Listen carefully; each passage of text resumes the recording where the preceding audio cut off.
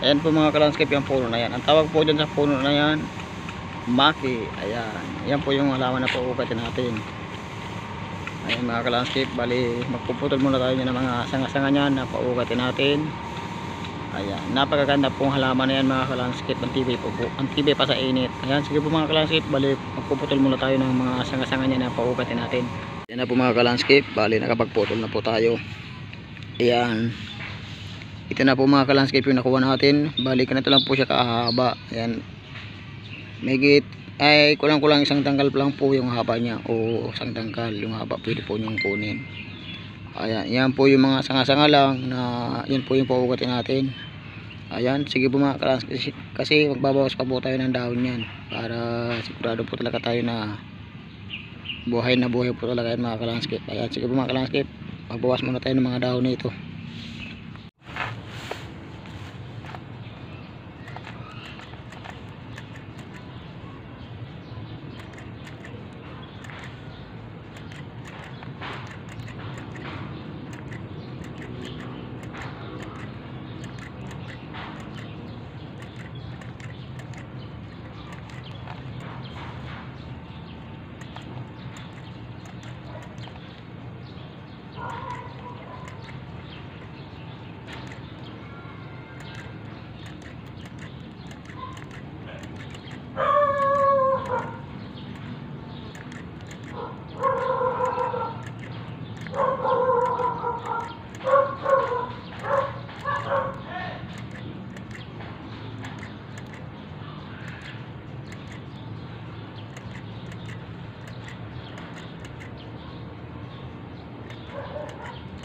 Po mga ka-landscape, bali tapos na po tayo magbawas ng dahon. Ngayon piprepare naman po natin yung pagtutusukan nito.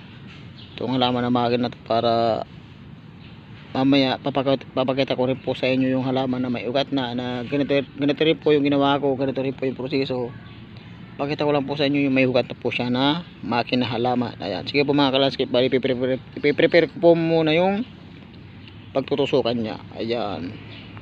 Ito na po mga ka-landscape yung gagamitin natin na paglalagyan ng makina halaman. Bali lalagyan muna natin ito ng butas para hindi po siya maistakan ng tubig.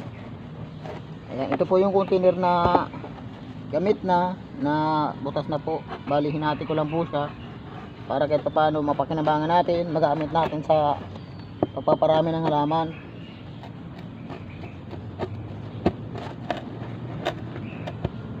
Ayan.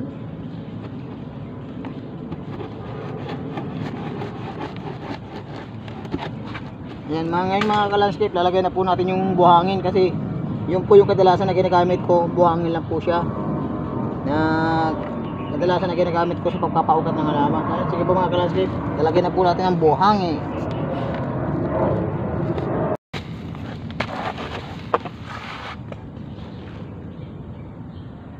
Ito po yung buhangin mga ka-landscape.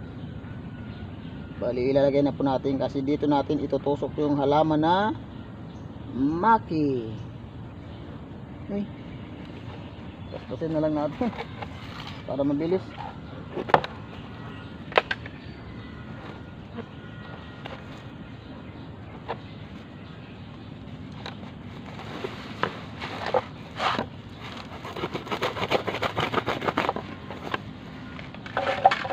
Ayan, ito po mga ka-landscape yung buhangin na binistay.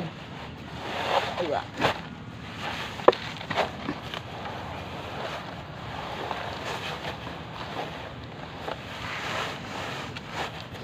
Ito po na, ito yung gagamitin natin mga ka-landscape sa papaugatan ng maki. Ayan.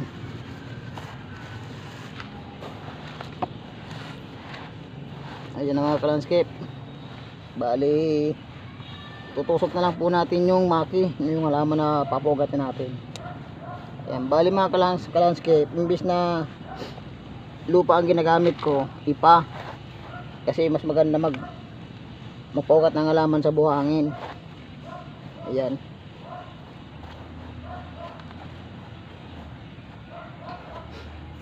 Ayan mga ka-landscape, tusok na po natin. Ayan, ganito lang po yung proseso niyan mga ka-landscape. Tusok nyo lang po sa buhangin. Ayan. After po nito mga ka-landscape, pakita ko po sa inyo yung may ugat na ganito rin yung ginawa ko. Na ganito rin po yung proseso. Na may ugat na po siya. Ayan na po mga ka-landscape. Bali tapos na po tayo magtusok. Ayan. Bali yan lang po yung ginamit natin. Buhangin sa container na binaya ko po siya. Ayan. Bali yan lang po yung ginamit ko. Ngayon po mga ka-landscape, nakita ko na